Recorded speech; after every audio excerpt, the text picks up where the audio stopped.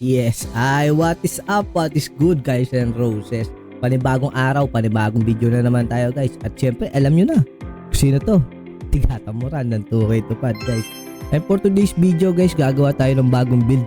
Oo guys, gagawa tayo ng bagong build. Pero hindi center, kung hindi SF, small forward. Oo guys, tama ang narinig nyo. Lock, kasi auto lock mo rin tayo ngayon guys.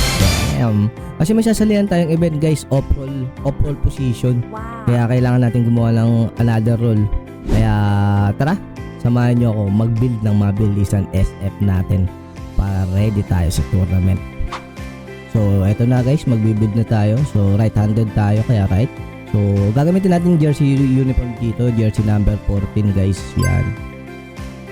So guys, position natin small forward na may height na 6'6", tapos weight na 192 para may strength din tayo, saka 6'11 na wingspan. 6'11 lang nilagay natin dito para makuha ko pa rin yung 89 na mid range, so makakuha pa tayo ng badge doon. And dito guys, maglalagay na tayo ng attribute. So naglagay ako ng 87 mid range shot, so magpa-plus 2 tayo ng cap breaker dyan para maging gold yung badge ng set shot natin. Tapos may pass act na 71.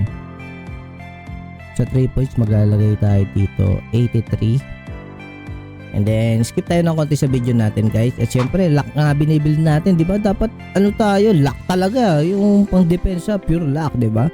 So dito guys, makikita nyo may 90 speed tayo. Kaka-breaker tayo ng 4 dyan, 94. Agility 92, goods na yan. Naglagay din tayo ng 71 sa strength guys.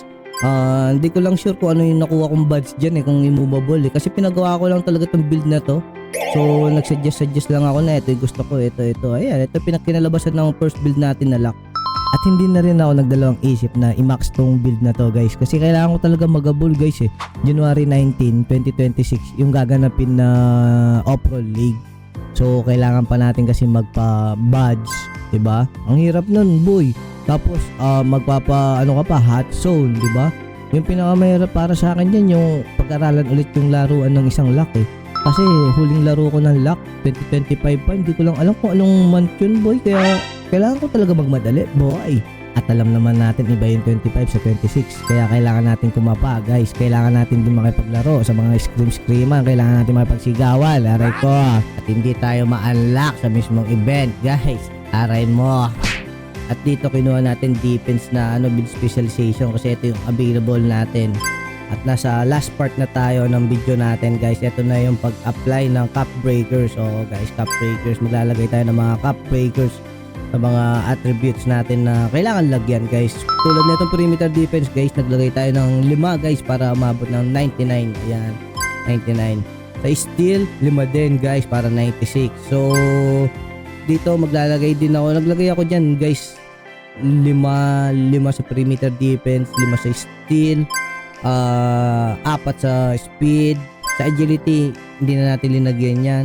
Sa driving dunk, ayan 5, makikita nyo. Mid range shot 2 para maging 89 yung natin, mid range shot.